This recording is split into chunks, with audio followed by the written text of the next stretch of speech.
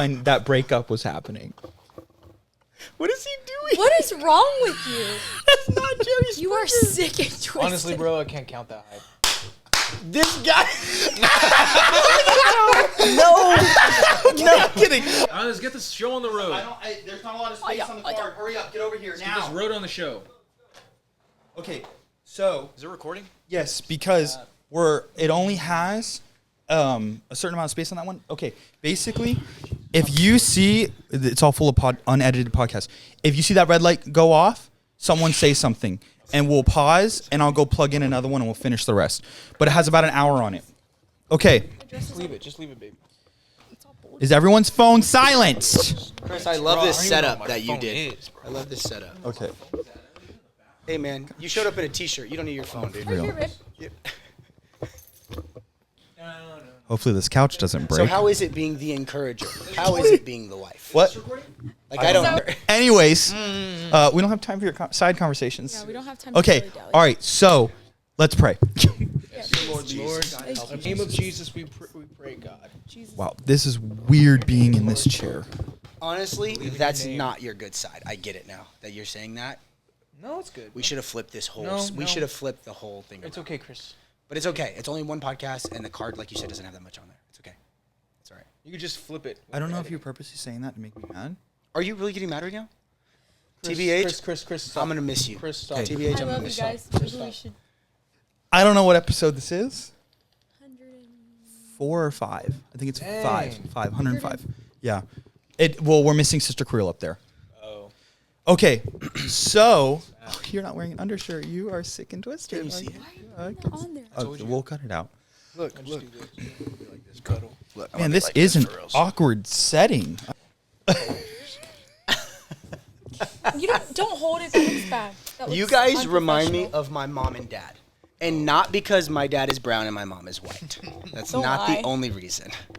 That's not the only Anyways. Why- Okay. God, it's like That's you're not like even some wearing a rough shirt over there. Christopher. Sorry, but anyways. Look, the camera gets this. Okay, anyways. So today we have Matt and Tal, and they have a interesting story that they want to start. I do have one question before we start. How many people when that breakup was happening? What is he doing? What is wrong with you? That's not Jerry's. You are sick and twisted. Honestly, bro, I can't count that high. This guy. No, I'm kidding. Okay, We need to start. We need to start. Now we're The red light is off. But many people wanted me to ask that question. I can do one for the people. No, it's fine. It's fine. We don't have a lot of time. So No, that's not going to be on. no, God, No. Are you head kidding? Are you kidding me? Not on there. Today we have Matt and My Tal, God. and they're going to sorry. tell their story of how they got together, how they broke up, and how they got back together, and now they're married. So I don't know where you guys want to start. You can take it away. That was a great way to flare up emotions. You got him right back in that. My heart's beating. Yeah, I can tell. That was rugged, Christopher. Go. That's dirty. Well, I know. I'll just start it. I'll start it because I'm the man. But yeah, so we graduated. She graduated from Bible college in 2023.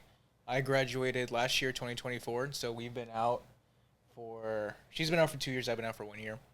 We met in college. We met August 2020. Well, I met her beforehand.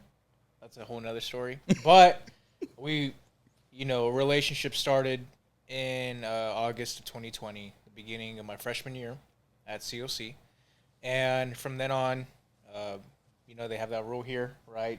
Trying to abstain from a relationship. Amen. Freshman year, which is a good rule. I support it. And so, feelings developed, but we chose to kind of stay friends for the majority of the year. Then I asked her to be my girlfriend in July of 21. What day? 5th. Yeah. July 5th, 2021. Oh. And That was a test. we've been dating. Points for that, boy. Yeah, we've been dating, and we got engaged November of 2023. 2023, we got engaged. And I guess this is kind of where we could start it. Okay. Yeah, I don't know if you guys have questions. Yeah, y'all got questions? Yeah, so you guys get engaged. It's sunshine, roses, butterflies. Yeah. everything's amazing. Then Talia goes You- home. Right. You What's start home? your senior year. Talia goes home. Yeah. Well, so I started my senior year, and then I got Then engaged. you guys Yeah, got engaged. and I was So, already home. She's for a few home. months. I'm in my senior year, obviously a country away, Yeah. because she's in the other side of the country, and so I was in school for what? August, September, October, November, 4 months. Okay. 4 months. I'm in school for 4 months, get engaged, and so then we got to obviously finish out the rest of the year, and so kind of to answer your question, like, or did you even ask? Nope. I was going to. Oh, go ask them. Bro. So, okay. You guys got engaged. Everything's amazing. You're in school. Shh, Talia, you're home. What starts just the slow downward spiral? Of your mental state. Of your mental health. Give us because I think a lot of people listening too, because but there's generally people get together and then people are not together anymore, and a lot of people are like, oh my gosh, what happened? Yeah. And I know every situation is not the same. Each case For is sure. different. Explain a little bit of yours. You don't have to go. into too Especially much detail. freshly done, like a Yeah. freshly cut off relationship. It's a lot of what ifs or what's. Oh, yeah. Well, and it's a lot of question marks. It's a lot of build up. It's not an overnight Got you. situation So for what's sure. that slow? What was that slow process Yeah, like for you? yeah, definitely. Well, definitely going home. I went on tour that summer, so coming home and kind of being out of CLC didn't really hit me until I think the next school year started, and I was like, oh, I'm not going back. And then that kind of starts, like, everyone kind of talks about your first season at home after being here, and you're in like a spiritual incubator, you're in a bubble. And my family had been going through a lot of changes, so there was just a lot going home to a new place, a new environment, because my family had moved while I was at CLC. So very excited about being engaged. We had picked a date. We were going to be married June 14th of 2024.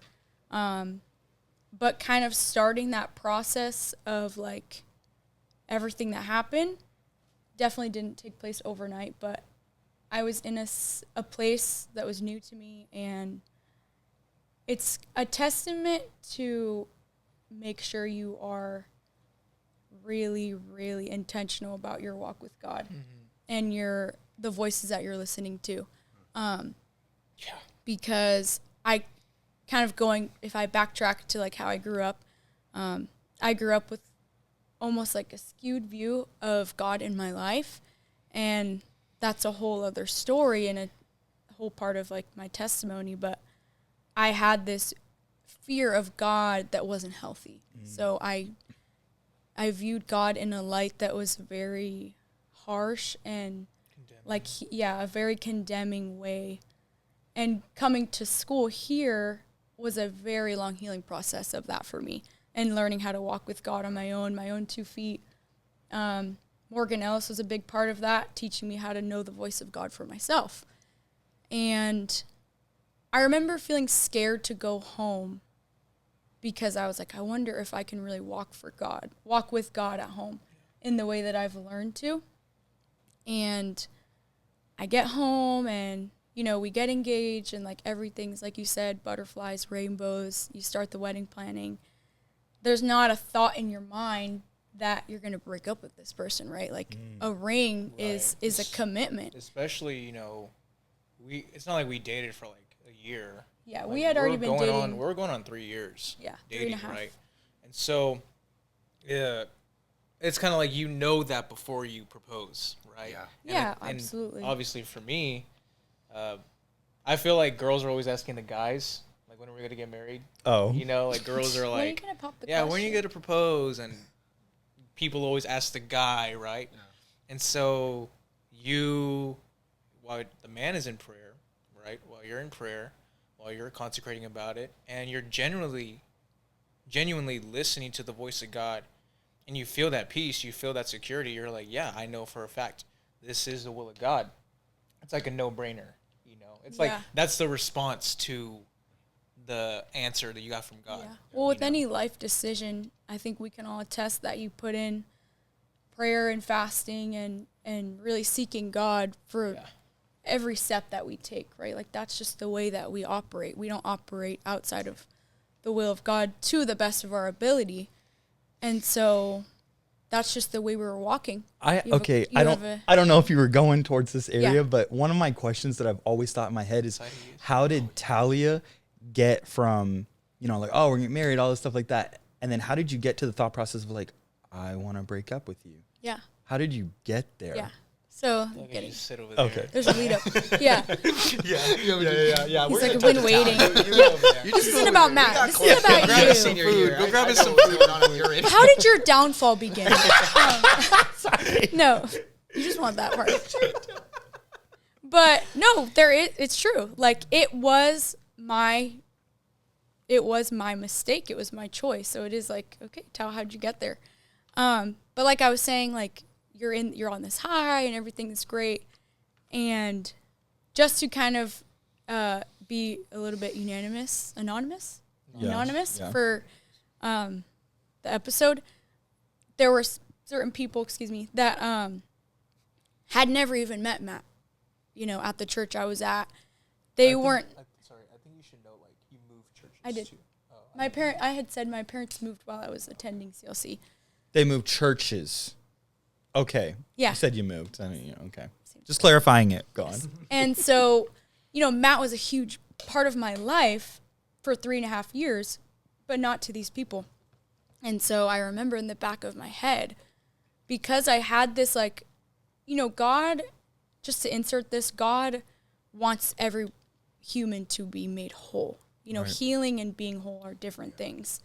And so in hindsight, I see now that I was still in that healing process of just like a lifetime of, you know, how I viewed leadership and how I viewed others' opinions of me and God's opinion of me.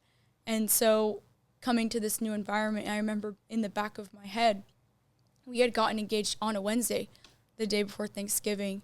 And I'll never forget, like, that afternoon thinking, okay, Matt's going to come to church tonight, and, like, what are people going to think?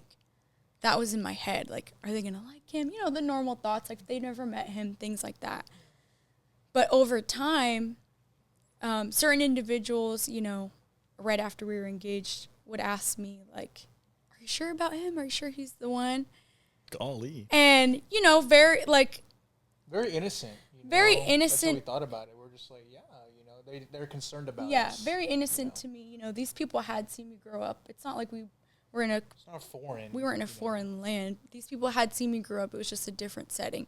And so I remember just being, yes, every time, of course, 100%. Like, we have a date set. Like, I don't know why this is even a question, you know? But, you know, over time, when comments are made, and I was in this season of, like, trying to find my identity back home, too, and, like, find my role in this new place and where I was and who I was. And I'm a very impressionable person. I'm kind of like a sponge. Like, wherever I am, I kind of, it can be a fault of mine, but it can also be a great, like, trait that I have, depending on which way it leans. And, yeah, I remember it's hard to put into words because you're kind of looking at, like, a timeline going back in time, and I didn't realize it at the time. But my mind was being kind of like, and my thoughts were becoming like someone else's, and they were deteriorating like over they were time. getting taken away a little bit and, like, inserted.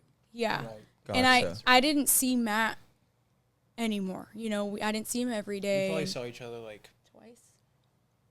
maybe once every 2 months. And that's Yeah. still a Wow. lot. Yeah. You know, That it's is, still but a that's lot. that's a long time away. Yeah. And I'm in this culture where people just start painting me in this light that they knew what was best for me, and they knew what the will of God was. what the will of God was for my life. And that escalated very quickly, and I didn't realize that. And I remember coming to Landmark in 2024, and I'll never forget that first service on Tuesday night. And I told my friend who came with me, I was like, I just need a breath of fresh air. Like, I felt like I was suffocating under people's words and opinions of my life and my life decisions. And I didn't really know, like, how to make of it. And I'll never forget coming to Landmark that first night and feeling like I had, like, so much peace and liberty to just like let it go in a sense. And I'll never forget an individual was like, you're just glowing. And I was like, really? Because I feel like I'm going through it right now. And Pastor Lopez actually said something to me that encouraged me so much.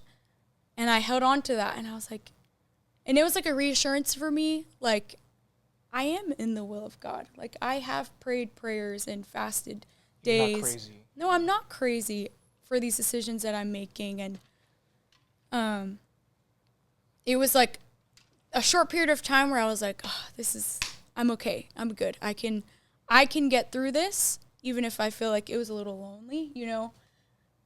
Not to mention when you come to a place that has no exposure to like a place like Christian Life Center, Christian Life College, like people kind of look at you like, why do you do that? Yeah, or, weird. why do you think that way? Or why do you do these certain Or like things? unnecessary. Yeah, and know? it's the culture that I was like kind of, you know, founded on in my walk with God. And so there was a lot of that going on, and it took a hit on me. And so when I got home from Landmark, I'll never forget, it was like I felt like I was finally at like a stride, right? And I felt so encouraged. Landmark is a very encouraging time for people at the beginning of the year. It's refreshing. And then when I got home, it was almost like as soon as I got back into the state, like a heaviness just like hit me again. And it was like, that was kind of the downward spiral. And it was always hard because like obviously I'm engaged, right? So you hear what she's going through, she's telling me that, right? And it's hard because you always like give the benefit of the doubt, you know, to people. And you always, you assume, right, that people are trying to help. looking out for you. You know, so it's never like I don't think I was like, no, don't listen to them, you know, to that extent.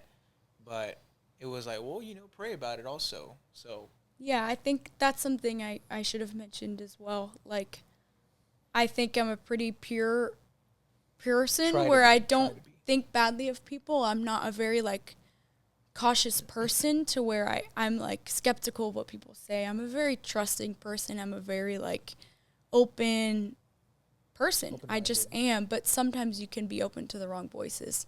And that's kind of what, you know, ultimately was taking root in my mind. Like, the enemy has so little power. No, he has no power over your decisions. He can't make you do anything, but he can use certain things to cause your thoughts to just go in these places you never thought they'd wander. And it's almost like you're in this, like, I really encourage people to, now that I've been through it, like, talk to someone on the outside, like an objective, you know, because even talking to Matt, like he said, he wasn't really checking me or like, you know, are you sure? We're talking to my parents, it was the same thing. You know, I always tell people, like, it's okay to, you know, maybe get an outside view and open up about what's going on. Because I wasn't being super open with anybody about what was going on internally. And I remember praying one night in the church because I felt so, like, my whole, like, I don't know, everything that I thought I knew was being kind of challenged and, like, questioned. And I remember God telling me, like, I'm the author and finisher, but, like, I'm also writing the middle. And I was like, okay, he's got me. Like, he sees what's happening. He's not like, steering me in the wrong direction. But I want to say February and, like, the beginning of March was when it was, like, very, very fast. All of a sudden it was like, oh, like, the word breakup is being, like, thrown around. And like, casually. Oh, from people. Yeah, like, Oh. I will say in some other situations that weren't as serious, people would make jokes like, oh, Matt's going to move here. That's probably how it started. And you're going to stay here. Started as jokes. And, like, you don't want to go back to California, that state that's falling off the continent. Everybody I'm like, oh my gosh. on the East Coast says Yes, the same they thing. all say They're that. all going to hell. It's on fire. Everywhere except California says that. Well, yeah, And it's because just we're in it. It's stupid. It's stupid. I remember Yeah. I was in a part of the country too, And I told them, yeah, from California, and they like look at me like I'm Like you're crazy. like a Yeah. liberal. You know? Like, they're like, not that "Why- I'm not a why very would you wanna political be guy, there?" Oh, do you but need they were just prayer? like, oh, you know, you're going to that state that XYZ. They start throwing all kinds of political. And they've never terms. even been here. I'm like, bro, California's having revival. Like your place will never have revival right now. Not because they're bad people, but it's because you're stuck in that mindset. It's like, That one was for free. let's just be honest. That was for free. Like if no, I'm not gonna say. Anyway, it's okay. It's So like California's lit. They dog. they just Like, don't come understand through. it until they come here. yeah, They, yeah. The sad part is they don't want to understand it Mhm. because they look at us as like this. I'm in a t-shirt right now. They're probably gonna look at me as like some charismatic dude. It's like, He's from no, I Delaware. love Jesus Christ, and I'm willing to do whatever it takes. Right. And they look at us, and because we're not very traditional, they'll discount us as less than an apostolic anointed individual. Yeah. It's And I just will a say joke. where I'm from, there's a very rigid mindset that, in a sense, a lot of people where I'm from, they serve a very small God. And it's very sad, but it's true. And so, yeah, I want to say the February, end of February, beginning of March is when it kind of started spiraling hard. really quickly. And I was, in one-on-one conversations, things were said to me. It came out in a way that someone could tell I was kind of struggling. Like I was just, trying to seek God for myself, and like my confidence was really taking a hit. And my, just, when you walk with God, like you just have a peace in everything. And that was being like chipped Destroyed. at. It was being chipped at little by little to a point where I think it was pretty noticeable on my face, Like people were just taking advantage at that point. people could tell that I was kind of being like berated down little by little. And sometimes church people have a very, how do I Narrow. word this? Narrow mindset? Not that, but they have a way of approaching you Manipulation. in a sense of concern. And Okay. False, though. like a false concern, It's like they're pushing their agenda and on not you. God's Oh, agenda. okay. but that they're make sense? concerned Building about their you. kingdom. Yeah, they're building their kingdom and what they think is the will of God. So manipulation? And so when I'm in this place, and if you can just imagine, like, not to like boast myself up or anything, but like I'm a very like, I will listen to you. I will hear what you have to say. I've always been someone who is open to guidance and counsel because that's Bible. And I was very isolated at this point. And so when someone, pulls you aside to, I guess, check on you or kind of speak into your life in a sense, I took it as like, okay, God sees what I'm going through. And he's using this person to kind of shed light on what's going on. And this person was just pretty generic, but, they said, like, I feel like you're experiencing doubt in your decision to marry Matt. And, like, you should explore that doubt and be open with him about Yeah, it. I was about to say that is crazy. Okay, you just leaked everywhere. I've never Can heard I tell anyone the say story? it's like- Can I tell the story? Explore that doubt. I Like know. Satan did Yeah, a good no. job with that one. Explore the Literally not of sin. God. You literally can't confusion is not of God. I literally was thinking that. I was like, No, You should navigate Okay, that doubt that you're you should try to get confused with You it. should check that out. Listen, See where listen. that goes. Listen, though, this is real. I'm sorry. No, it's not that I'm you sorry. believe. I'm sorry. This We're is not making fun of you. real. I'm sorry. I can't believe that someone would actually say that phrase. Well, and in hindsight, Gosh. if someone said that to me now, I think God Yeah. lets us kind of like experience stuff like that to be like, okay, Well, I would hope after this whole ordeal. yeah. You would. But I genuinely was like, That's man, like this person's right. Like I am confused. I won't lie, I was confused because I have these voices just in my mind, Power like of words. Seeds question of doubt. Yep. seeds of doubt that, and then they were being watered every single day, like you're tending to a plant, and they were taking root in my mind. And one thing I really feel like was taking place too is that your heart, we know your heart is deceitfully wicked, and you can be deceived to do something or not to do something. And my emotions and my thoughts are being watered with this doubt. And then to have the words of another individual be spoken out loud, because this was all in my head, right? Like, in my heart, in my head, it's all getting jumbled. You know, there's a move of God in a service, and sometimes you take that as like, okay, A confirmation. I'm okay. Yeah. The tears, the emotions, when like in reality, you know, God was probably waiting for me to look at it consciously without my emotions involved and like get some objective like perspective on it. And I couldn't. And so, you know, that took place, and it's like it became more real.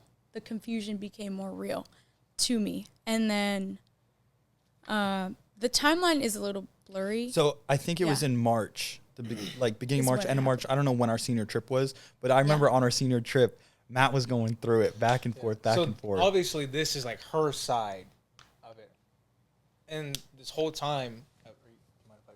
No, you can butt in. This whole time, there's more. I have no idea what's going on. Yeah, I wasn't being like very open we're with planning him. the wedding. Yeah. Like literally, all these thoughts. I have no idea that this is being. Like I see, she mentioned Landmark. I see her at Landmark. I'm thinking everything's chill. She's loving Landmark. You know, I'm like, okay, cool. And I think, we're FaceTiming. We're talking about the wedding, talking to me about how our days are going. Like, there's no sign, no red flag on my side, right? But obviously, we're just talking on the phone. You know, we're not in person. I'm not going to church with her. She's not going to church with me. And so this whole time, up until probably like a week before it happened. Yeah. I'm like, I'm engaged. Yeah. And the crazy thing was, I was supposed to fly out here to Sacramento right when you guys came back from Florida. So, like, I was supposed to come out here for a whole week. Yeah. We were going to look at apartments and, like, you know, look at the venue that we're going to be. Yeah, I hadn't even seen our wedding venue yet. But, you know, we had all these. We're going to go to a wedding. Yeah. We had all these together. Plans. Damn. And so. That week. Literally, and probably, I wish I had, like, dates written down, but I probably will never do that. Like 7 to 10 days, probably. Let's just estimate. Yeah, a week to 2 weeks. From when that first person spoke to me, then it was like 2 more people. And it became a lot more like specific and harsh in the sense of like, if you marry this person and if you move to that place, like you will sit on a pew for the rest of your life. Dear Lord. Yeah. And girls singing on the platform, girls giving devotionals, like teaching Bible studies on a podcast. Like you will, like, yeah, and like to hear that at the state I was in, I don't. And I think I could be wrong, but I think didn't someone tell you like you will get divorced? You're gonna be far from us. I wasn't gonna go there.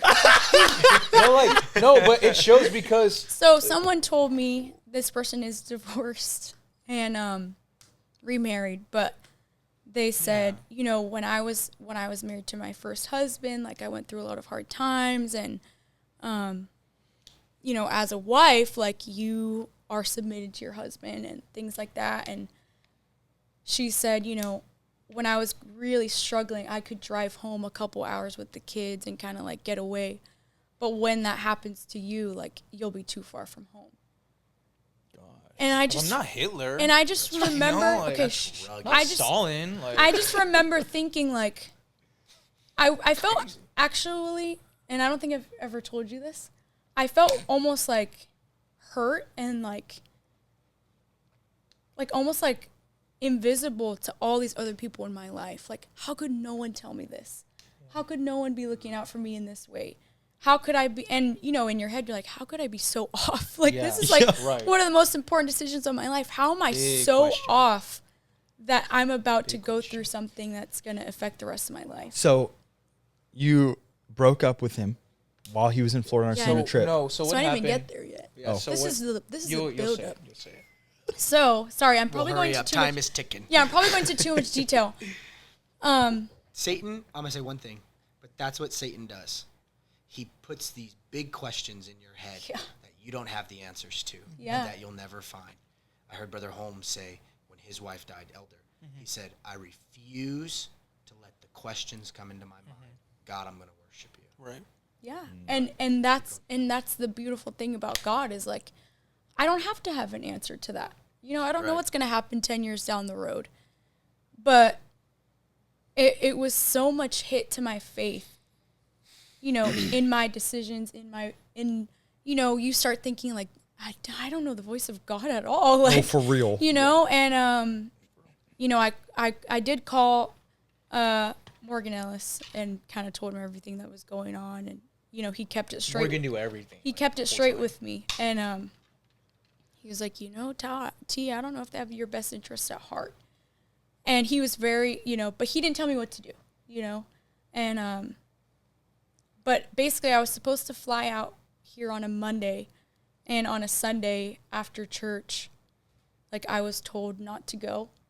And To break up with me. yeah. Because the word breakup and all that stuff was coming up. Like, if you're not going to do anything for God, like, you should really reconsider. You should, you know. And so I eventually told my parents about everything that was kind of going on. And they were like, well, you still need to go. Like, you need to go to California and talk with him about it. And I'm like, yeah, for sure. And I had told him on the phone, like, when you guys were in Florida, I think, like, Matt, I just don't know if I'm supposed to leave. Like, I don't know if I'm supposed to go through with this.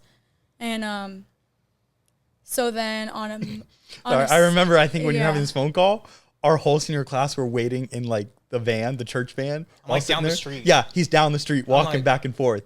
Yeah, we're all like, what's going on with Matt? And we're sitting here. I remember Jason was like, you good? I'm like, yeah, and he's like, yeah, bro, I'm fine. And we're like, I'm slugging it out.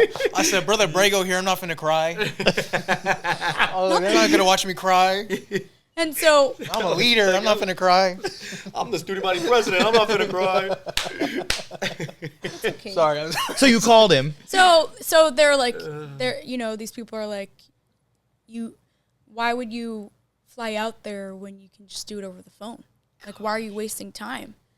And I remember just feeling, you know, it sounds kind of, it's not funny, but like looking back, it's like, that is so extreme.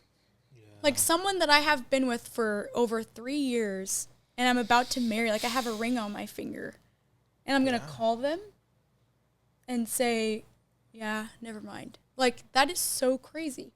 But you did it. But the next morning, stop leaking all over the stuff. Laughing, like, I'm sorry.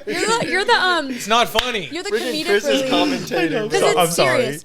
So the next day, I remember I was like, I can't prolong this anymore. And so I literally called him at like 7 in the morning my time or something, or 8 a.m. my time. It was my 5 a.m. And it was so surreal because like you're overcoming every emotion to not do something and you do it.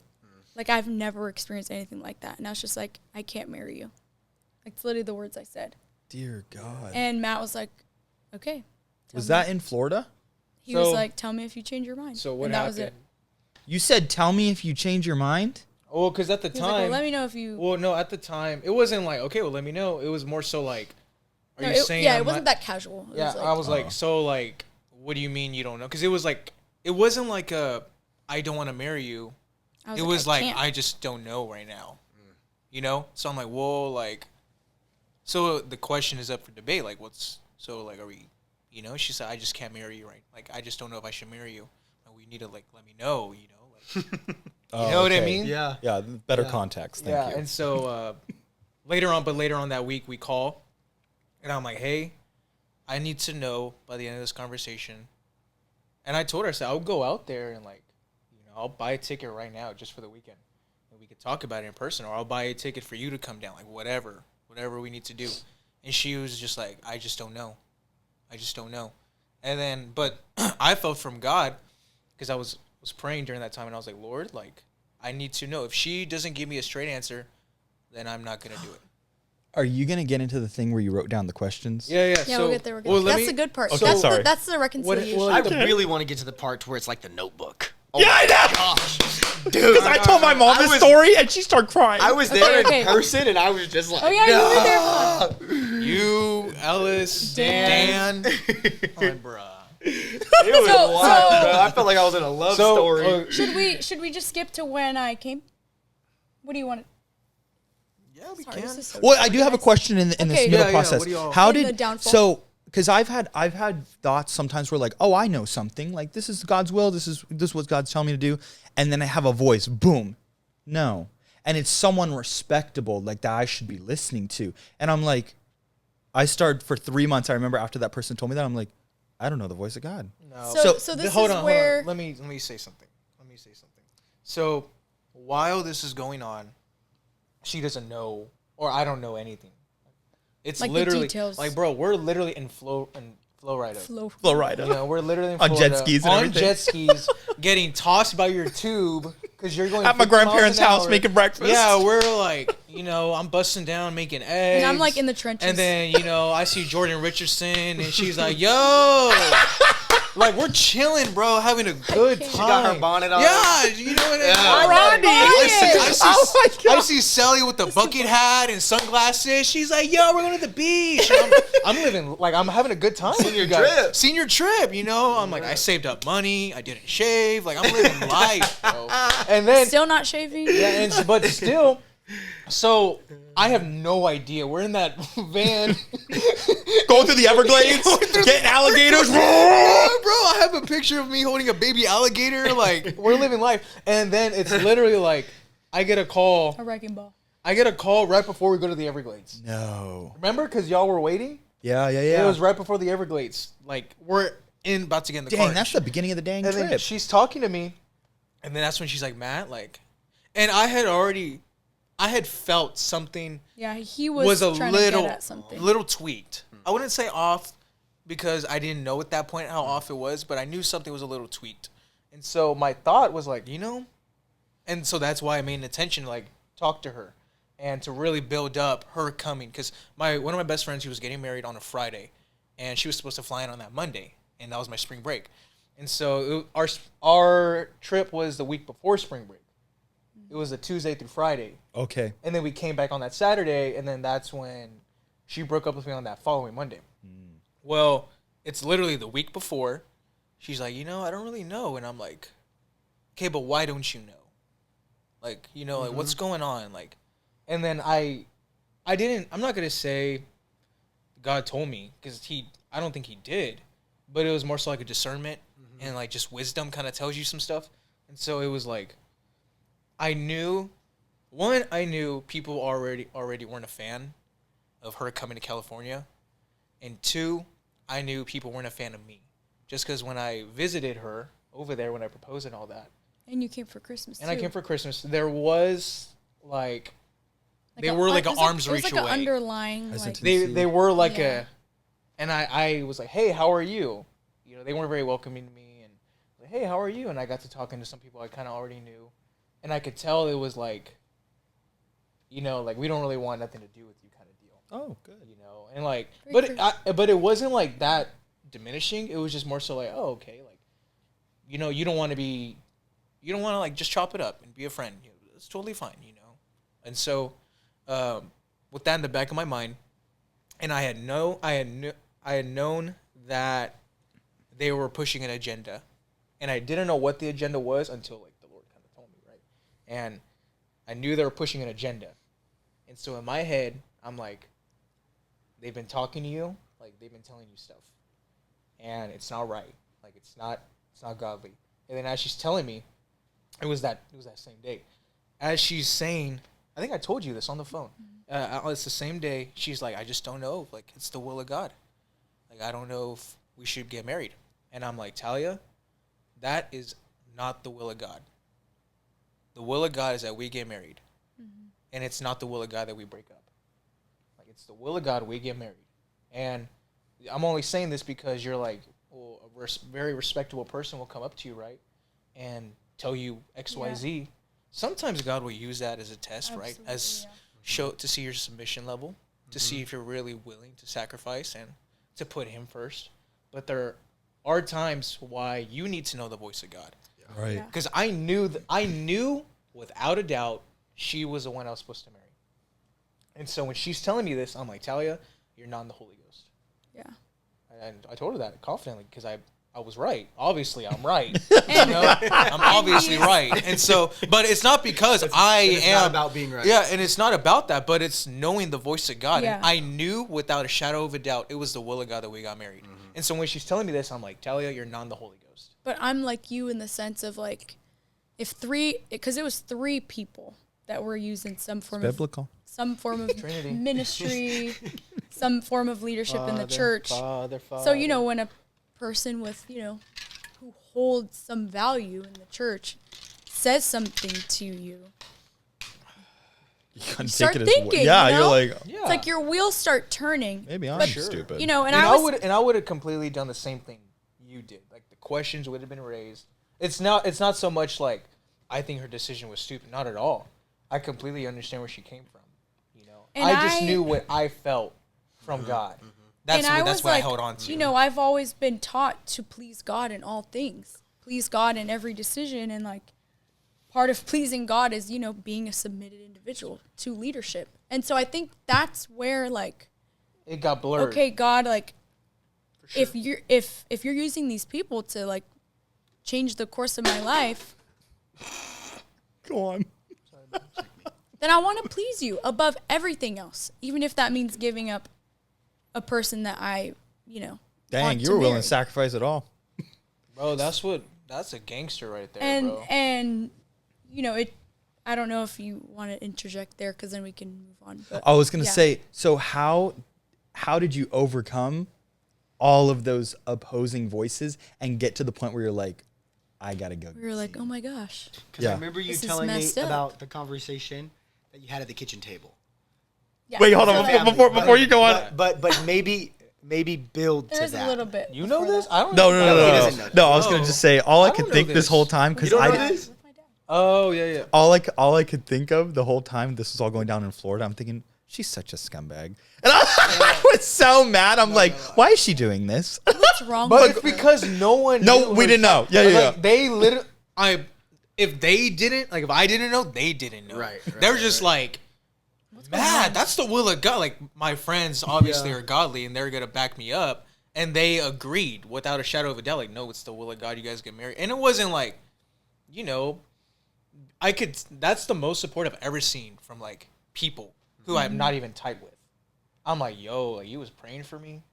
Like, I struggle praying for you, you know? But you're praying for me? Like, bro, that's the will of God. I know for sure. So you're at the kitchen table. So fast forward. So we were broken up for 6 weeks, Yeah. and yeah, it was we got rough. real close in that Like, 6 weeks. Oh yeah, no, I remember being up in the balcony in the dark. It wasn't late, but it was like in the afternoon, and the lights were off. And I just remember seeing Matt walk in, put his stuff down, go to the steps, sit there, and just start going in and crying. And I'm thinking, dear God. And I almost wanted to go pray for you, but I was afraid. I didn't know if you were gonna be like, what?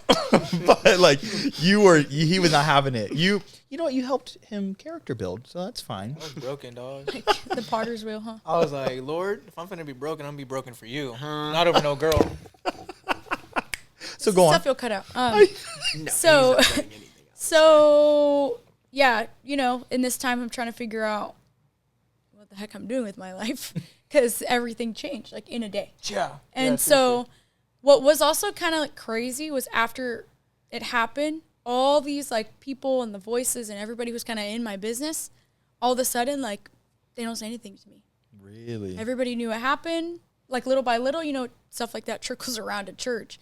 But like no one checked on me, no one followed up with me, Crazy. nothing. The only thing that I heard like multiple times would be like, I don't know if I should say this. Yes. After I would worship lead or something and like God would move because he's God. Like Yeah, he's God. people would say like, see, that's what happens when you submit Dear to the voice Lord. of God. Crazy. And so I'm like, I have never ministered feeling so hurt in my life. Like I was pushing through like literally in a million pieces. Like, and I'm like, wow, like, is this like, is this what it brokenness? means to like give God everything? Like to feel like at it all, that was the lowest point of my life. and I was still ministering, and God was still moving. And then people, see, that's confirmation, and like, it was really, really, really hard, and it probably should have been a time that I took a step back, and like reevaluated my life. But I just worked a lot, and I was at the church like every day just trying to find stuff to do. And I remember like a few days after we broke up, I was actually sitting in the sanctuary. No one was there, and I was just kind of sitting there like numb almost. And I'll never forget thinking like, what did I do? Mm-hmm. Like I literally, it was like a quick moment of like, you like come to, and you're like, what just happened? I think it was after we had called that first time, and I was like, because I called her. I was like, we broke up on that Monday morning, yeah. And then I called her Thursday morning because I was home right before my friend's wedding, and I think my pastor was the one that recommended, like, give her some time, call her, don't go out there, like, call her, see what she says, and so I listened, and that's when like she was like, I don't know, so that's when I was like, all right, well then, we're no longer together. That's it. And I just, after that, that's when I had that moment, but then it was just kind of like how I just said, like I just kept powering through and trying to find, my role and what I was supposed to be doing. Yeah, my purpose. Because I really felt like, okay, if it wasn't the will of God that I marry this person, and I wasn't gonna do anything for God if I married this person, like what am I supposed to do for God? Like what's my purpose? Like where are my hands and my feet supposed to go? And I felt so like unfulfilled because I was just kind of like going through the motions in a way. And so we fast forward to our youth convention in our district, and that was like, I think I had numbed myself to the pain for like a month probably, because since everyone kind of brushed over it, I was like, okay, I guess I have to brush over it too. And I kind of numbed myself to everything, and just like I put it all like in a box and just put it away, basically, like in my mind, in my heart.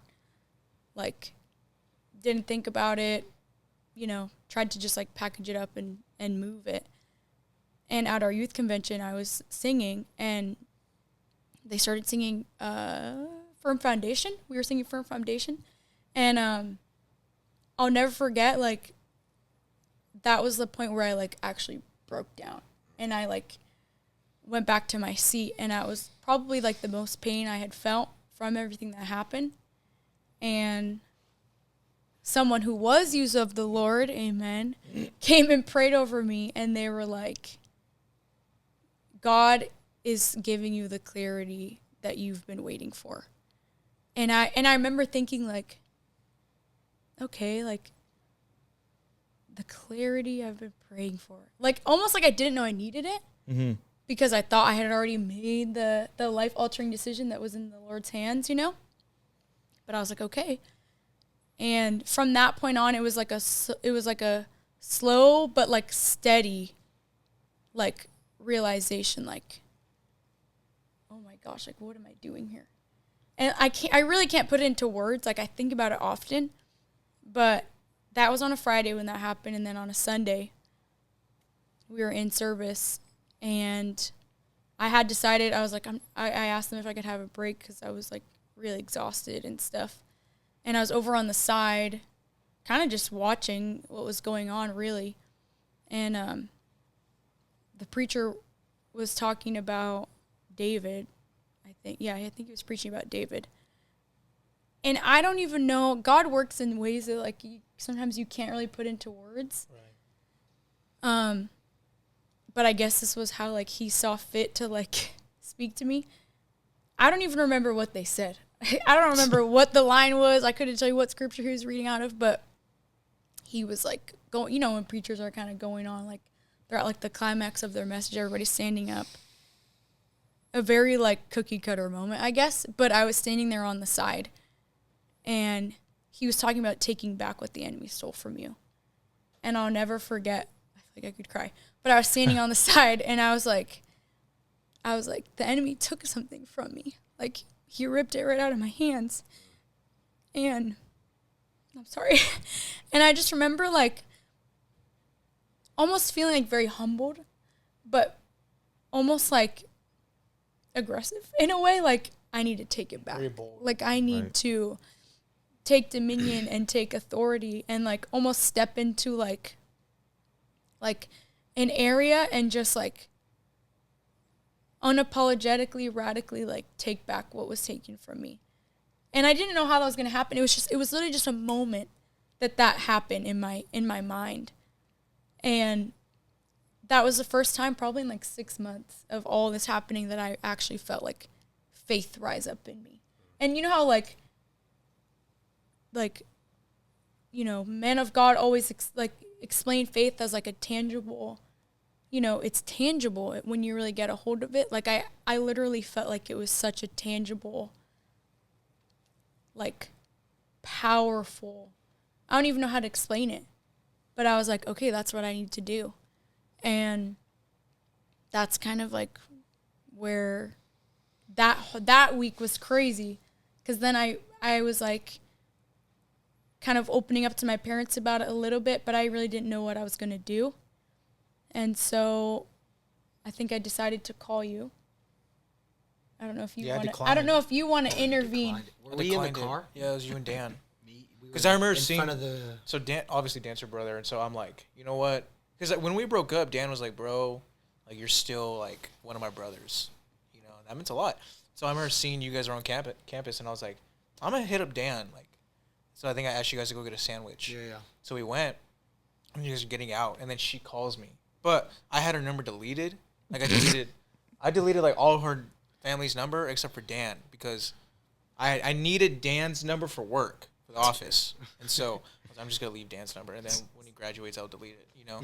And so that was because I was like, I'm the type, I need to cut off. I need to get it out of my life to heal properly, right?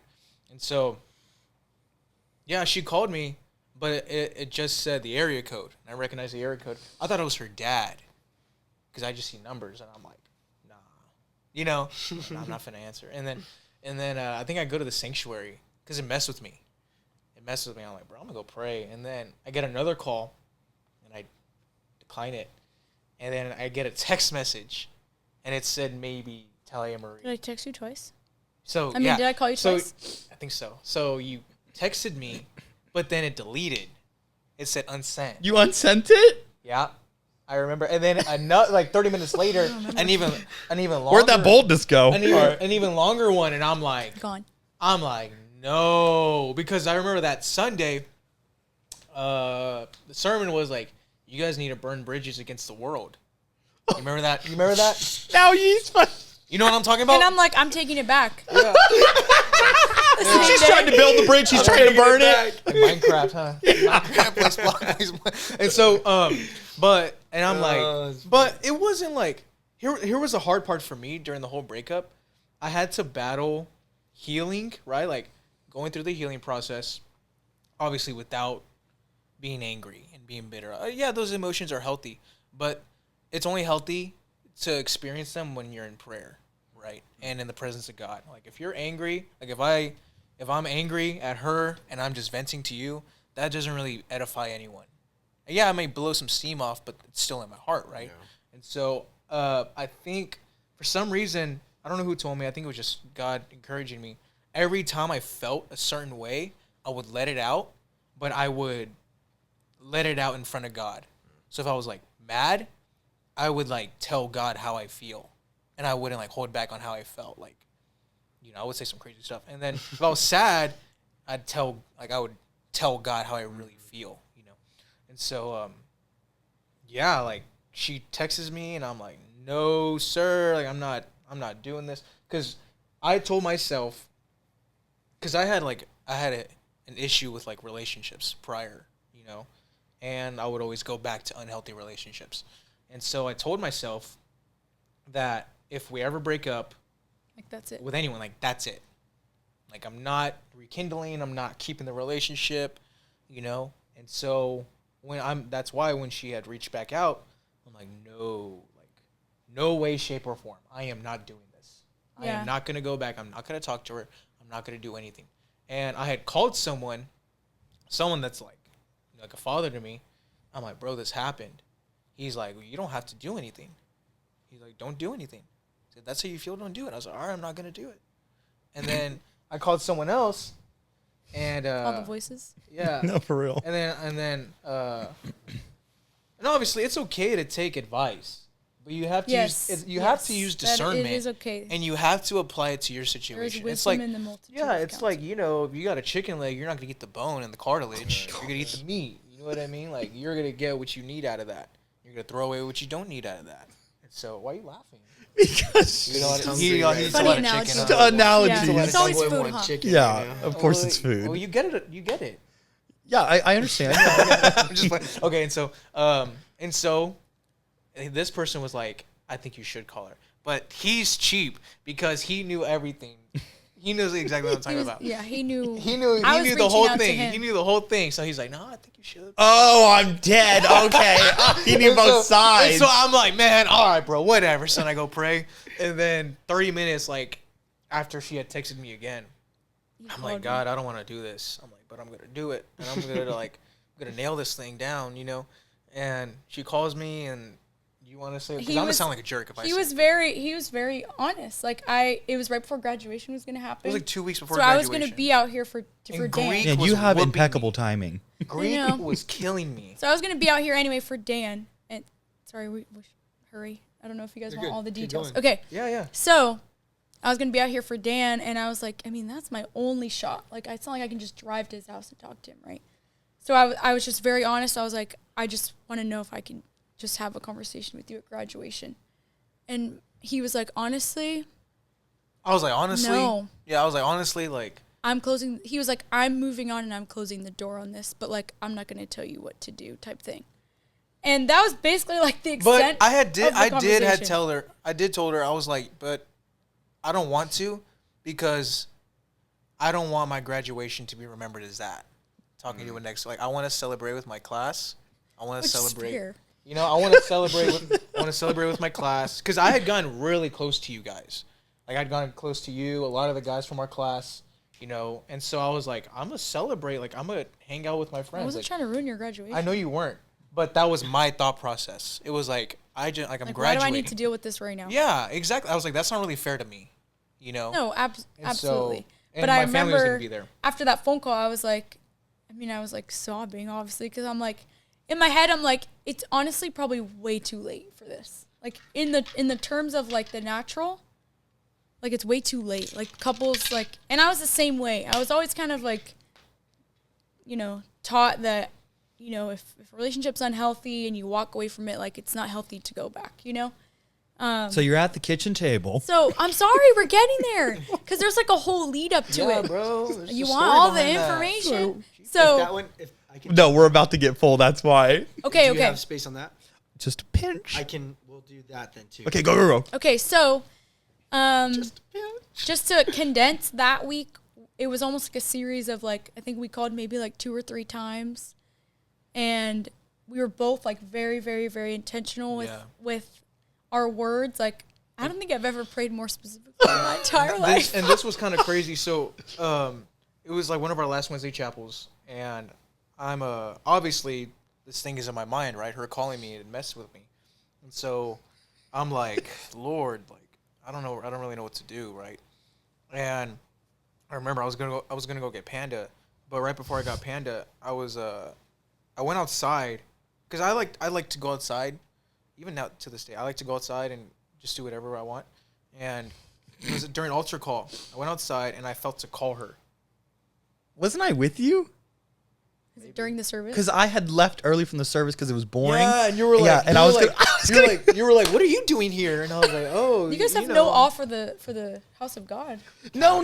It wasn't like a normal chapel. I'm just kidding. It was something different. That's why I'm like, all right, I'm gonna go get food. And so I'm like, I'm not he's surprised. like, what are you doing? And I'm like, bro, I'm about to call Taliah. He's like, oh, He like okay. that. He's like, oh, what's going on? So can I And I'm record like, That you? boy not shy at all. And I'm like, bro, I don't know, man. Like she called me, and he's like, okay, well, let me know how it goes. And then he drives off. I literally can see that happening. And then he drives off. My group chat needs to know later. Yeah. Okay, please. And let me know. I call her because I felt, and I thought I was just being emotional, but I felt prompted. He's like, God's like, I think you should call Taliah. And I'm like, oh, I don't want to. And then he's like pressing it on my heart. And I'm like, she's working. She's not going to answer. And so in my head, I'm like, this is going to be a waste of time, but I'll do it, Lord, because I feel like you want me to. And I go outside and I call, and then like ding, ding, and then the second like ring, she picks up. She's like, hello? I'm like, I remember my reaction was like, no way, dog. It was crazy because I was working 10-hour days, but my boss just gave me the day off. She just was like, do you want the day off on Wednesday? Like, we're kind of like, we don't really need everybody. And I was like, sure. I don't need you. And so it was kind of crazy that he happened to call when I wasn't working. And she was walking her dog. Yeah, I was just on a walk. And so I'm like, Taliah, you need to tell me everything right now. And if you don't, I said, because if you don't tell me everything, I was like, if you don't tell me everything, God's going to tell me if you're lying. And you need to tell me everything right now. You need to answer my questions truthfully. And if you don't, God will tell me you're lying, and I'm not going to entertain you anymore. And she's like, okay. So then she just told me everything. She told me, like, everything that she started off with, she started telling me that. Because he still didn't know everything. I didn't know. I didn't know nothing. I didn't know anything. I didn't know anything till the point you're trying to get to. Oh. So this was the beginning of, like, the story starting to unfold to me. And I'm like, yeah. Like, why?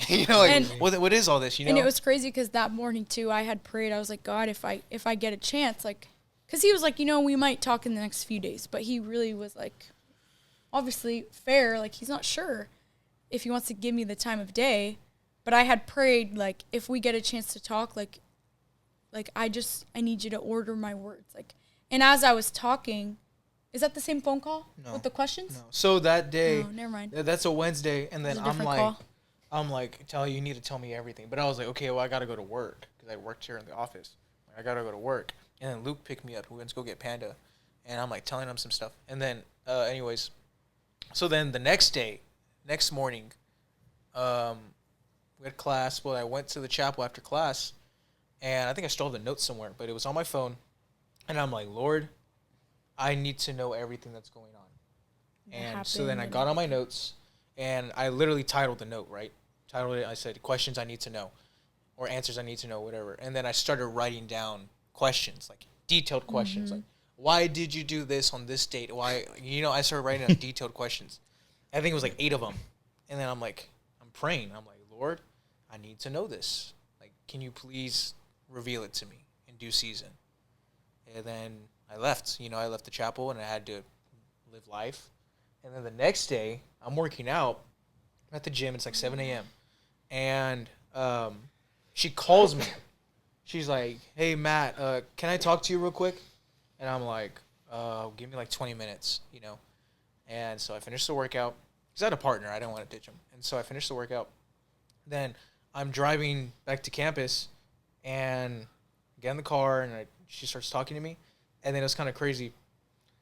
As she's talking to me, she starts giving me the answers to my questions. She said, okay, I'm going to be honest with you. This happened, this happened, this happened. It happened because of this, and this happened then, and this happened because of this, and this. And, like, she starts going detailed answers. And she starts answering the questions that I wrote down on my notes. That's crazy. It was the Lord, because I had in my journal that morning, I wrote, like, God, just tell me everything, like, that I need to tell him, right? Because, like, I need to be upfront and honest. And so that ended up being, like, a pretty long, like, call. It was like an hour. I was late to work and everything. And then so I'm at work, and, like, I can't really think straight, obviously. And then I get home, and this was weird because my dad, for some reason, I don't know why, but he was, like, working somewhere and needed me to pick him up, which never happened. So I picked him up, and me and my dad never, like, ride in the car together. I don't know. It just wasn't a part of our routine. And so we're in the car, and I just start, kind of just, like, pouring out my heart to my dad and, like, telling him everything. And he's just sitting there, and he's just like, what are you gonna do? And I'm like, I don't know. I'm like, but he was like, I mean, this is like you need to like figure this out, you know? And so we're having dinner. This is a dinner table story. Here's the nitty gritty. Yeah.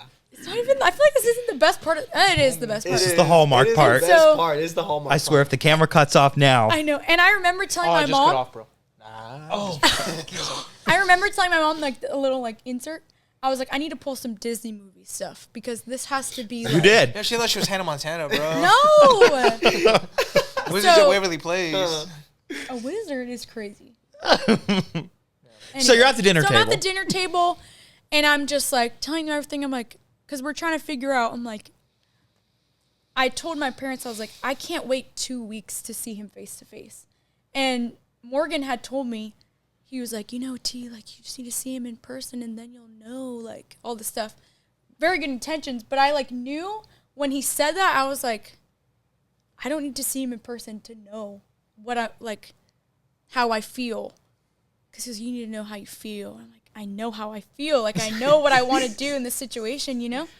And so I'm telling them I can't wait that long. Like, anything can happen in 2 weeks, you know? Like, it's just, I was at the point where I was like, so much time has And already. if she didn't come, I don't know if I would have, like, seriously. Like, so much time was already wasted. Like, 6 weeks, right? And so I'm like, and so we're trying to figure it out, but like I'm working and like all this stuff. And my dad's just sitting there like he does with his readers, like all the way down on his nose. Like a dad. And he's like on his phone. And he's like, what if you just go tonight? And I was like, what? And my mom's like, what? Tonight? And he's like, there's a flight to San Francisco tonight, like at 8:00. And I'm like, really? And it's like probably 6 or 7 at this time.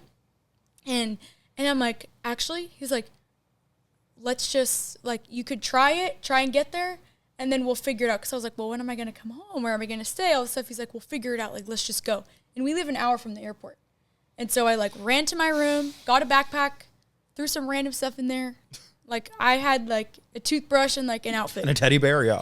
Yeah, like, a little She stuff. said, I'm going to win this man back. Like, I didn't even have a phone charger. Like, I literally What just, else like, you bring? What else did you bring? I brought his wedding ring. Oh, Shit, to I return it, huh? to get on one knee. Because I had asked her, I said, I need that ring back. Yeah, hers. he had my ring Like, already. get my ring back.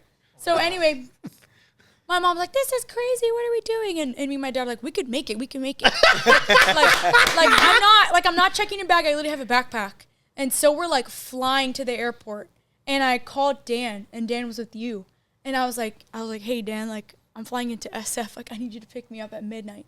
And he's like, no way. And you guys are like, yo, you're And they're I like, was, does Matt know? And I was like, no. well, I was in my dorm room, then I get a call from her dad. No, you're skipping so much. That's the same day. No. But there's more. There's more. Good stuff. Okay. Keep going. So, up to the airport story. Before he calls you. Okay. So, we pull up to the airport, and we jump out of the car, and we get inside, and there's, like, so many people there.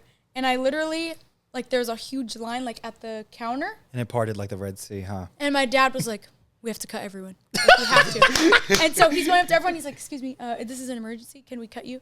Excuse me. And we went, like, past all these people. We go up to the counter. And I have a picture of the guy on my phone because I was like, you just saved my life. He's like this little, like, foreign exchange student who, like, speaks broken English. And he's like, hi, like, what do you need? I was like, I need a flight to San Francisco, like, right now. He's like, for tonight? And I'm like, yeah, for tonight. And he's like, okay. And he, like, looks it up. And he's like, oh, there's room. Do you want to get on that plane? And I'm like, yes, please. And I'm, like, handing him my debit card. And he's like, okay. He's like, do you have, like, bags? Like, and I'm like, no, I just have a backpack. And he's like, okay. Like, you board in, like, 15 minutes. So I literally, like, paid for the ticket. Cut everybody. And I look at my dad. And I'm like, what am I going to do? He's like, just go. Like, you'll be fine. Like, my dad was a real one. Because I was like, I'm a very, like, planner. I'm like, I don't have a place to stay. Yeah. Like, when am I coming home? Matt didn't know. So I was like, what am I doing? But anyway, I remember, like, getting through security super fast, sitting on the plane. And I was just sitting there, and I was like, almost like, what the heck am I doing? But also, like, I felt I've never been so sure about something. Like, I was doing the right thing. Like I said earlier about, like, that tangible faith. Like, I was like, this is the exact move like I need to take right now. And I didn't know, so I thought you and Dan were gonna pick me up, but my dad called him. Yeah, her dad called me. Yeah. I'm like, hello, hey, this is Brother Chase. I'm like, what's up? What's up, man? He's like, my daughter's on a plane right now, going to SF. Like, would you be able to pick her up? I'm like, nah, bro. I'm like, oh snap. Well, I'm like, yeah, I'll let you know. I'm like, dang. So I call my pastor. I'm like, hey, pastor, like this just happened. And then he's like, you can go, but bring a third. I'm like, okay, So I bring 2 people with me. And then, yeah, I pick her up. Yeah. Well, like, so she flies in. She doesn't know. Yeah, I didn't know he was She picking doesn't me know because she's in the air as this conversation is going on. And it was a red eye, so it was like overnight. It was like, through the night? You were going to get there like at 2 a.m., 1 a.m. And I remember landing, and I'm like trying to text Dan. I don't see his location near me. And I see him on texted her. campus, and I'm like, I texted her, right? And I'm like, hey, let me know what gate you're at or whatever. like I'm picking Oh you my up. gosh, what a movie. And I literally, I'll never forget when I like. She didn't respond. You know how when you turn your phone off airplane mode when you land and texts kind of delay, but they come in? Yeah. I'll never forget seeing like his name come up and him saying like, I'm coming to pick you up. Like my stomach literally dropped. And I was like, Oh my gosh. God. I was like, because I wasn't ready for that. Like through the whole flight, like I had 6 hours to just ponder. I was like, what's going to happen? He has no idea I'm coming. He's probably going to be like, just turn around. Like, we're not doing this. I'm thinking of like the worst. So when I get the text that Can you he's imagine that I'm he's there, picking like, me up, hey, turn around. I was like, That'd be rough, bro. it was crazy. It was crazy. And Morgan knew because he was like, Yeah, I go up to We were Morgan. all in the room. yeah. And y'all were in the field, too. Like, Morgan was in the field. Y'all were in the same vicinity. You baseball. guys were in the car, and Morgan's in the field. And so I go up to Morgan. I'm like, bro, Taliah's on a flight. He's like, I know. Get away from me, bro. Bro, if I've ever been so close to punching a minister, it was when Morgan was like, I know. And I'm like, That's so bad. Bro, I was so like I was like mad, but I was like, yo, what's gonna happen? Like, and so, yeah. But yeah, it was crazy because like, so I get off the plane and I literally, when like you're nervous that your whole body's like your knees are shaking. Like I felt like I was gonna throw up the whole time I was walking down to or like the baggage claim because I was so scared. I was like, who is he with? What's gonna happen? What's he gonna say? Like, I hadn't seen him literally since Landmark, and so I like walked down the stairs, and like I don't know if you know like when you're coming down the stairs to like arrivals, like you can't really see, but like you see like the bottom half of people. Yeah. And I saw him sitting on a bench, and I just kind of like the other way. Like if I'm right there where that green chair is, she looks and then she. Because I was like, and she starts walking another way. I was like, I need a second. Like I've seen her. Yeah, he saw me. I'm like, and then she's like, and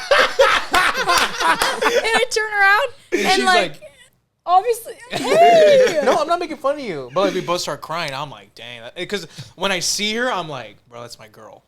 Yeah. And I'm like, okay, give me a hug, No, literally, when I saw him, I feel like I'm going to cry. When I saw him, like, it literally felt like I don't know, like a promise. Did you guys hug each other for like 20 minutes straight? Just no, like he hugged me, and I just like. It was probably like a minute. Like into like his chest, and I was just like crying. But it felt like. I'm like, dang. Like when I was holding him, like it literally felt like a promise was given back to me. Oh. Like and we sat on a bench, and She's like just crying. I was just sobbing, and like all I could say was like, "I'm sorry," like, and I love you. Like that was the only things I could say, and he was like, "It's okay." We didn't kiss. I don't know why you have to put that on there. We didn't kiss. Yeah, because engaged people be doing married stuff. People imagine. Oh my gosh. Cut that out. So yeah, that was like the. My God. Crazy, huh? I don't need to watch a rom-com. No, for real. Ever. And it was kind of just watch this episode. So she. Dang it! Wait, pause. Wow, that was good. We got it all. We got all that stuff in there. Yeah. How much time do you have on that one? We gotta hurry because it's 12:45.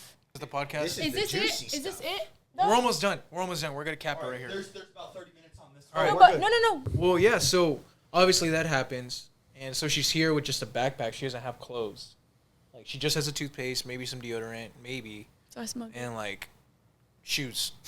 She doesn't have anything, and so she spends the night at your parents'. No, I went to. So I she went to a stays hotel. at a hotel. I drop her off at the hotel, right?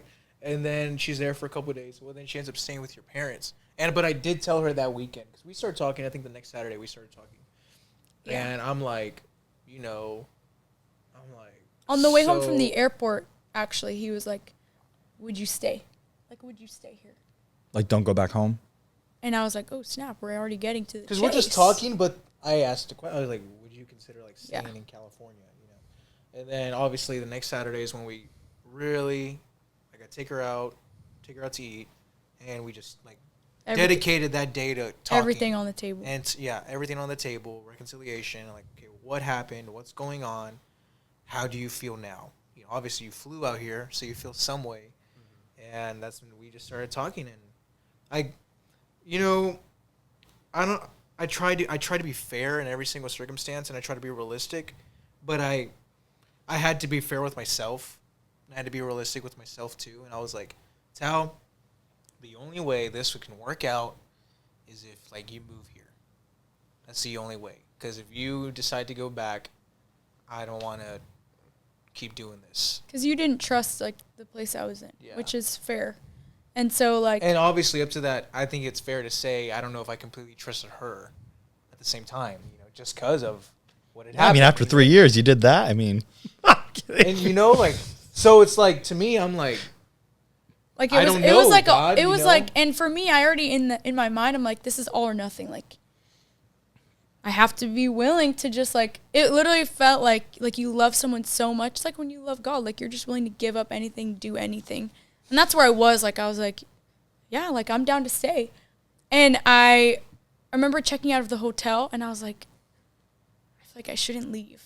And like on Sunday, yeah, go to church. we go to church at Christian Life Center, and the amount of like overwhelming love. Because I was still a student, so all the students were still there. Yeah, like the love and the support that like I felt from here was like so overwhelming. Like I couldn't stop crying for like 2 days because people offered me like the clothes off their back, like rooms in their homes. Like they were just like, they took me This in. is what I like, meant earlier when I so was like, much. random people were like, Matt, I've been praying for you. Yeah. And I'm like, you have. Like so many people Snap. told me that that I was on their mind the whole time. They were praying for me, and like I had felt so isolated that like back home, and then coming here to have that, I was like God was literally just like picking me up and like piecing me back together through like the body of Christ. And like it was very healing, like not just for our relationship, but like for myself too. And I was like, yeah, I can't imagine like leaving now. I think the healing process for me, considering the situation, was fairly quick.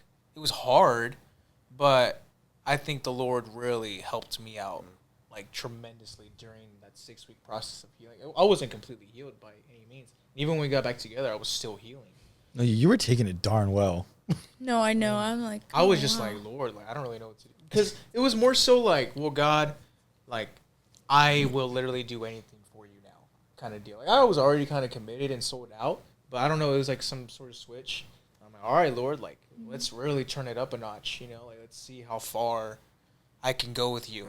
And so that's why I just like, I kind of dove all in, and diving all in with God, like that's why it's so important, like when you're broken and when you're hurting, to go all in with God. Like, yeah, you can go all in with God just in general, but when like situations and trials happen, like that's why you gotta dive in with God, because He's the only one that can mend something back together, or that can restore, or that can give you that higher calling. Right? It's not people. It's not a job.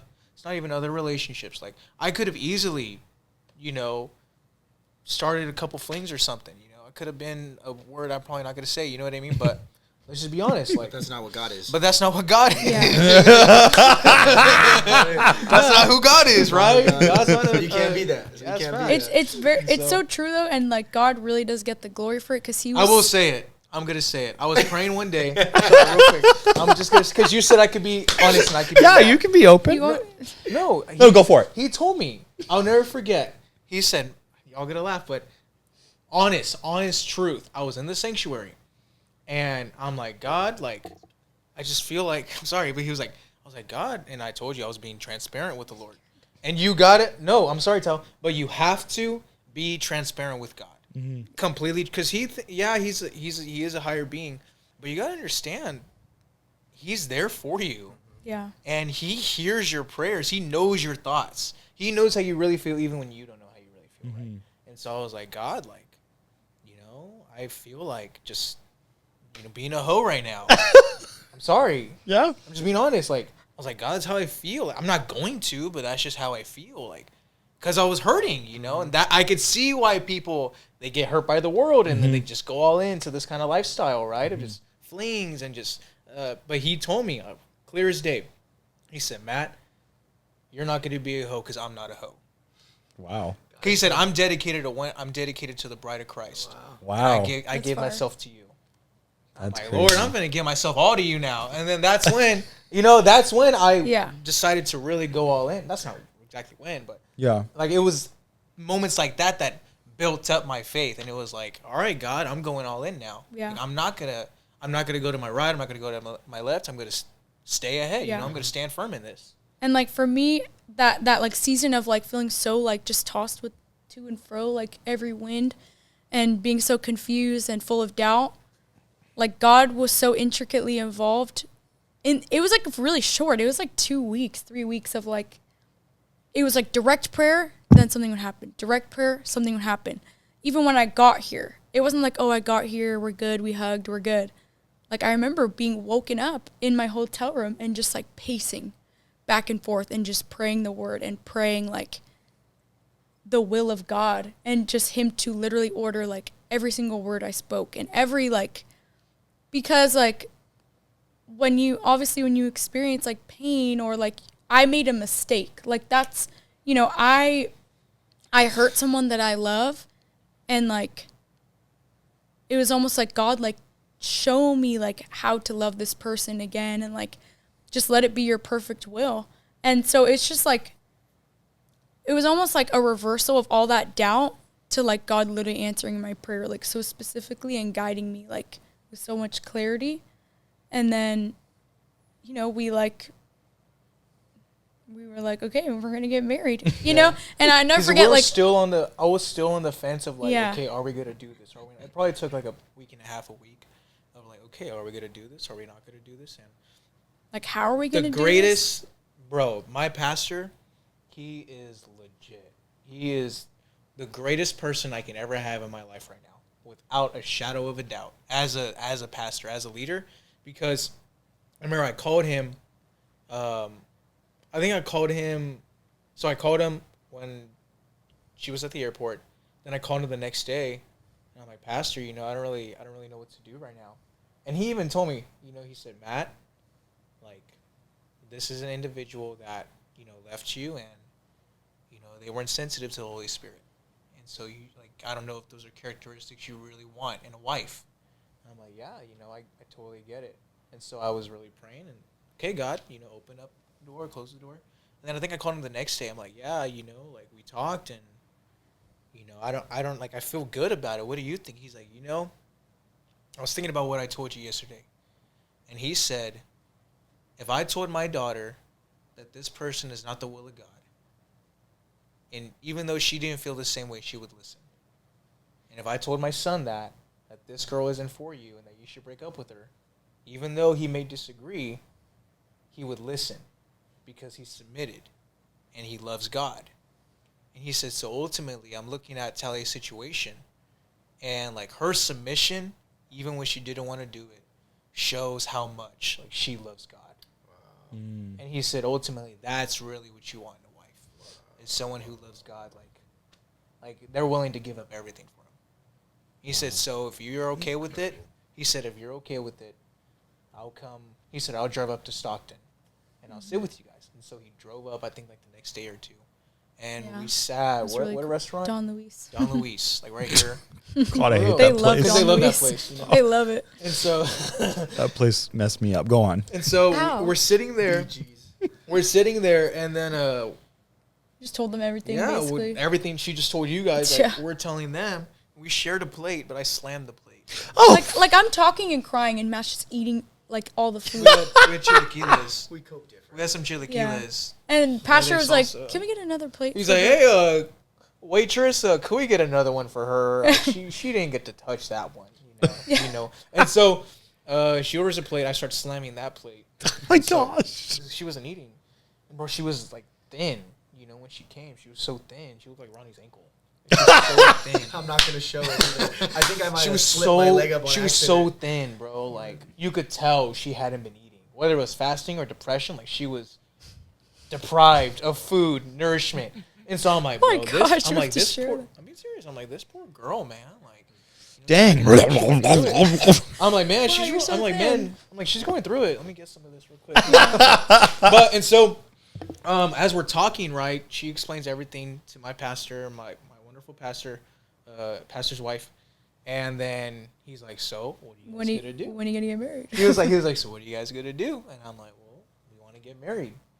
He's like, well, all right. He's like, give me a date. I'll be there. I hope you guys out with everything.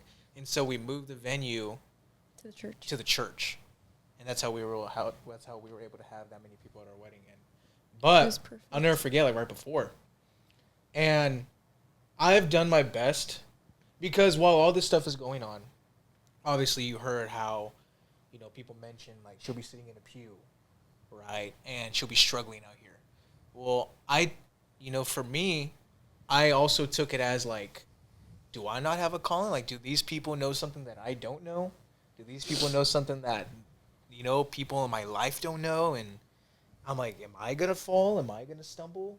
You know, and I was like questioning, you know, I was like, do I not have a call of God on my life? Am I destined to sit on a pew, you know? Because you have to take all these things into account if you're going to be made whole, right? And so I'm like, man. But then I started realizing, I was like, man, I'm never going to let anyone tell me what I can't do. Yeah. Or what's for me. Like, I'm going to let the Lord tell me.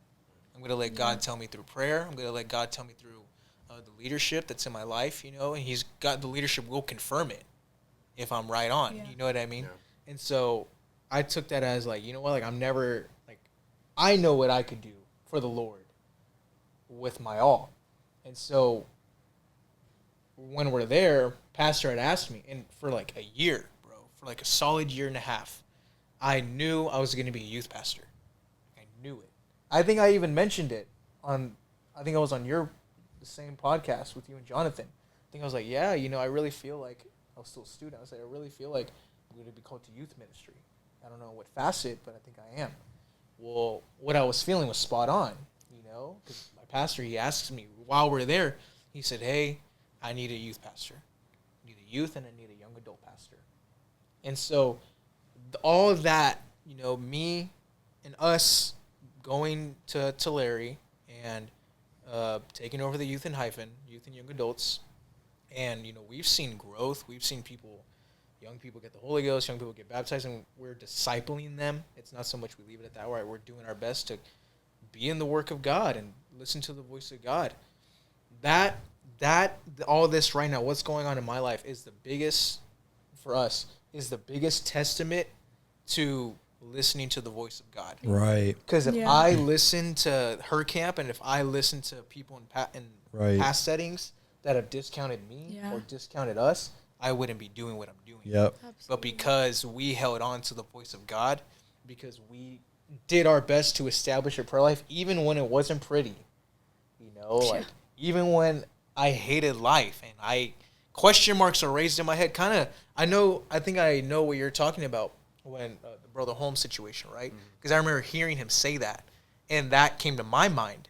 It was like, I'm not gonna ask questions. I'm not gonna doubt. I'm just gonna give my all to God, right?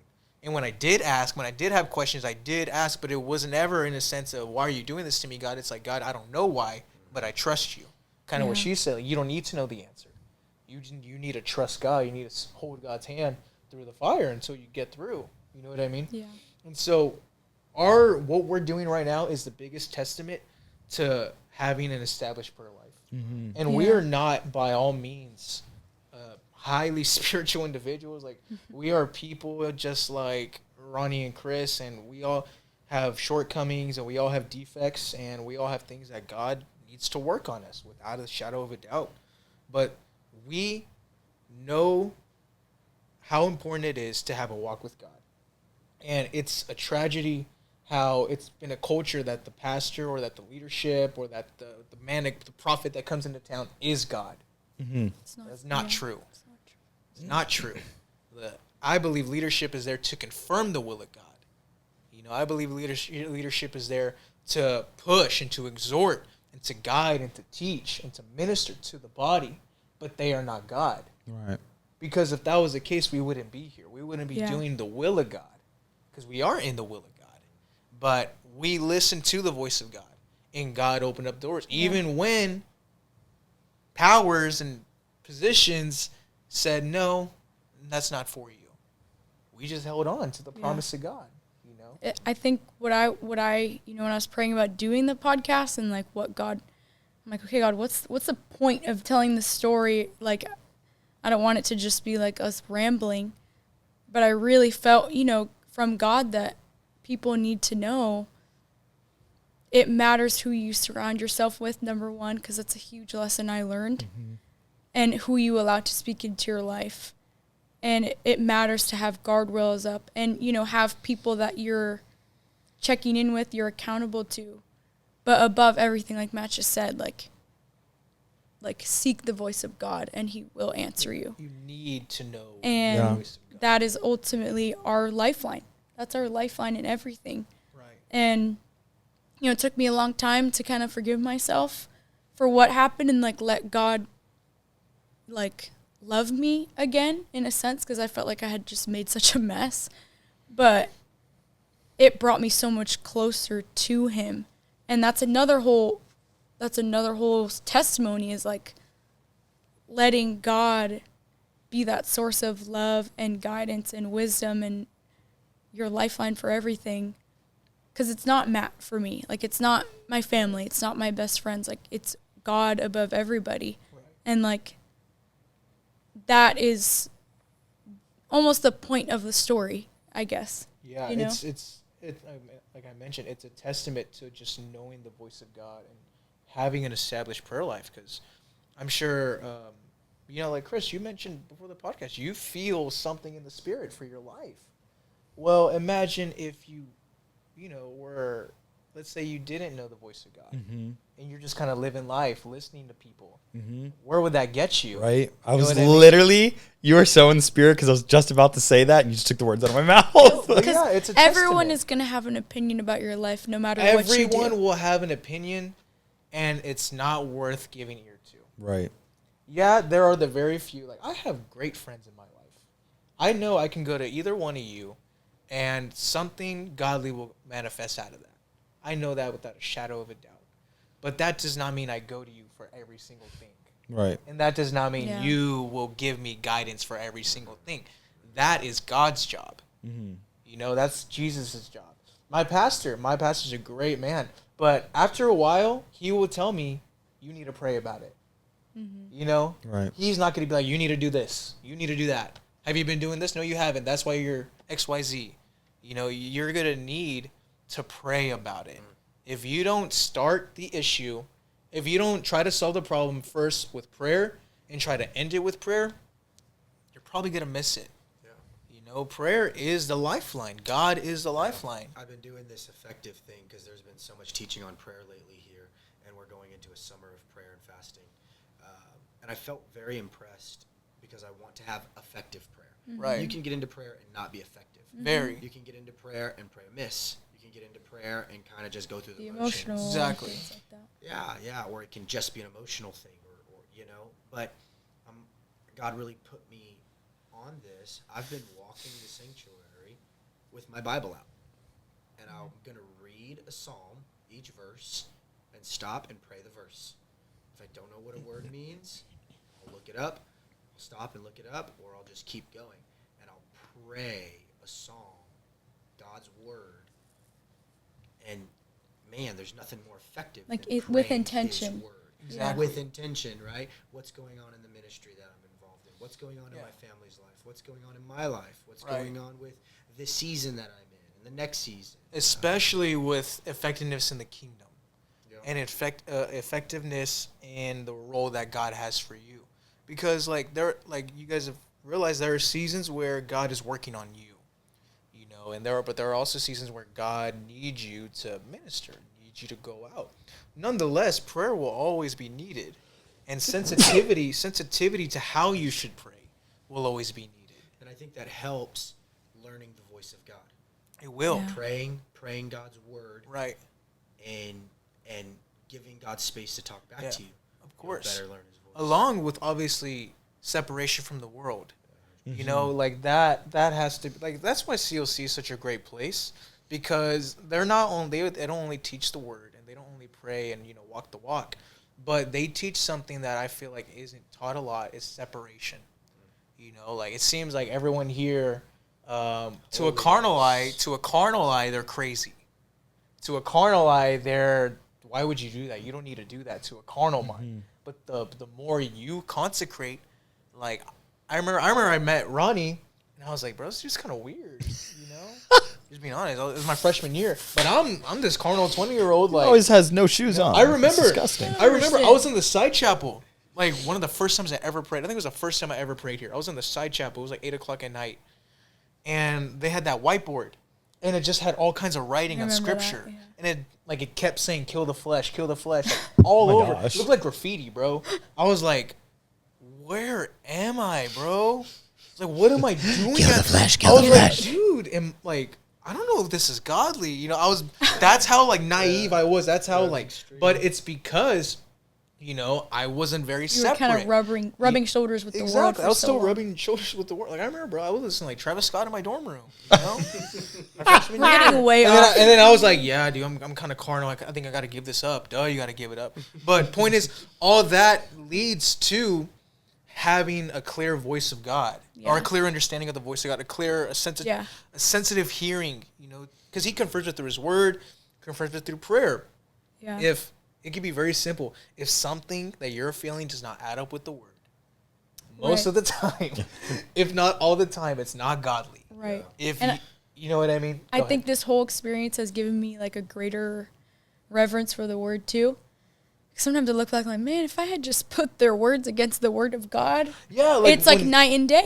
And that's a red flag. You notice the moment leadership is not aligned with the word, that gives you every right to not follow. Yeah. And one thing I will kind of like say, that we cannot put like people who have a title or position on a pedestal, because I think sometimes that happens too much. And we're not trying to tear down any leadership structures. I believe in leadership. Yeah. I myself am a leader, and I am submitted to leadership. Who is submitted to leadership? Because many times people who go haywire, they look at us at our structural system, and I don't want it to sound like we're encouraging to go haywire, because we're not. We are just simply defining the line. A minister is not God. Right. Leadership structure is not God. God uses leadership structure, right? But a leadership structure and a leader is not God. That will always have to be, the will of God will always have to be defined. It would always have to be given to you by God. It's never given to you by usually a person. Yeah, it's God ordained through its proper order and instruction through the written word of God. Right. And like you said, when it's outside of that, you're going to get a whole bunch of nonsense, and destruction. Yeah. Chris's eye in the time. Looking at everything, making sure everything's still going. No, that was that. You got on holiness and separation. The more you Go on. No, go. I'm going to try to be real quick. I'm just being. Okay, you got on holiness and separation. You talked about eliminating voices so you can better hear God's voices. Chris, you gave a great illustration when you preached Acts 29. TikTok, Facebook, Instagram, Reels, All Shorts, that mess. yada yada, carnal testimony? friends, yada yada. Yeah, his Literally. got him. Dang. Thank you for the blood. Honey slicer. All these things are voices. leave again? Yes. Well, this is what I've learned. When all those things are gone, you are closer to God. Everything's you are living clearer. a more holy life. When you have all those voices, you are further away from God, which can't affects hear. the key word you said. You said hearing. So you can't properly hear or learn God's voice when you have a bunch of other voices. It's noise. But when those alleviate and are gone, you're closer to God. Yes. And you can hear or more effective? I was actually talking to Tal because this is something that the Lord helped me out like recently, past weeks. He said, Matt, there's a difference between being spirit-led and being broken. And when you're broken is the correct position that God needs you to be at for his will to be done. You need to be broken. Spirit-led, I think that term may be thrown out. It's a very needed term. But a good example of, a spirit-led decision is, let's say before you take the offering, you feel to pray or feel to exhort. You're making a spirit-led decision. But that does not mean you are in tune with the Holy Ghost. And that does not mean you are broken before God. It's not a sign of your posture. It's not a sign of your posture. God used a donkey. Period. Very true. Yes, he did. And so Chris likes the layman terms. But that and so the situation, it got us broken. Yeah. It got us in the correct position. And we were doing our best to be spirit-led. Well, God said, okay, well, I need you to be broken. And he knew she was a perfect individual to go through something like that, but still make it out. And God knew for some, he knew that I can handle it. Yeah. And it hurt, but I found it worthy of I was very glad. I was like, wow, God, you really see me fit to take on this challenge. And again, just knowing the voice of God, it's a critical thing that isn't pushed enough. Yeah. It's usually revival, and it's usually, like bright lights. And, I think it's sad how, a lot of churches, like, we focus on, not really, I'm not even going to go that far, but it's, you guys know what I'm saying. Yeah. Yeah. And prayer will always have to be number one. Right. Knowing the voice of God will always have to be number one. And our life is just a testament of that so far. Yeah. And I hope that's the testament that we give God, is that we knew God, we followed his will, we did everything with excellence, and we stayed the course. And our life is like almost like proof that God is in control. Like, no matter what happens, his will and his sovereignty will always come out on top. Right. Even when man, interferes with that. Works all things together for our good. And like, really live that scripture. Yeah. And it's, I'm so thankful for every little thing, every moment. And it's just like, it's just a blessing. Yeah. I'm just grateful for the many things that God's done. I think one of the biggest takeaways from this that I've been thinking of the whole time, with like a good conclusion, is imagine, and we've been talking about this a lot recently, so I think this is like right in line with everything, about having a relationship with God and hearing the voice of God. Imagine if you were one of those Christians who prayed on a Sunday and on a Wednesday night. Mm-hmm. Would you be here today? Because you wouldn't know the voice of God. You would have no idea. And this relationship wouldn't have worked out. You wouldn't. I probably would have married some. I don't know where I would be. I'd pretty probably girl who don't pray. She would have been with pretty. some. I was thinking that. I'm like, uh-oh. No, I don't. Yeah, I don't know. I don't know where I would be. If God can take you out of an all-time low if you just keep on relying on him. Gosh, that is so important to know the voice of God. Wild. Yeah. That's really. Because God's not going to force your hand. No one held the phone up to my ear or a knife to my back and said, "Say this." Break up. Yeah, like it was. Yeah, but so, God restored it. It's also a testament to God's restoration. Right. And if you're willing to help, because she mentioned how she felt humbled, right? The moment God started it was so humbling coming out here and basically like coming to Matt and being like, "I'm sorry. Can you forgive me?" Yeah. And Matt going through it with God was probably like the biggest, I guess, like real life example of God's mercy and grace through like a physical person to me, because that's how God is. Like we make a mess of our life and we come crawling back to him and we're crying and he doesn't hold grudges. Yeah. He doesn't hold grudges. Yeah. And he's an amazing God, without a shadow of a doubt. Yeah. Wow. So, what a beautiful Hallmark story. I've been thinking of the title through the whole thing. Yeah, engaged, broke up, married. So was I. Yeah, what's it gonna be? On you. Yeah, how you opened. So you started that. Oh my god. It's literally. Why would you say that? You started it with that. He told me the other day. He said, "I'm gonna start like this." I'm like, all right. And you didn't want to tell me? No. How dirty. Because I wanted to get exactly her reaction. Like she just did. I got it all. You already knew what my face was gonna be, huh? I gotta get out of this suit. It's been lit. I love you guys.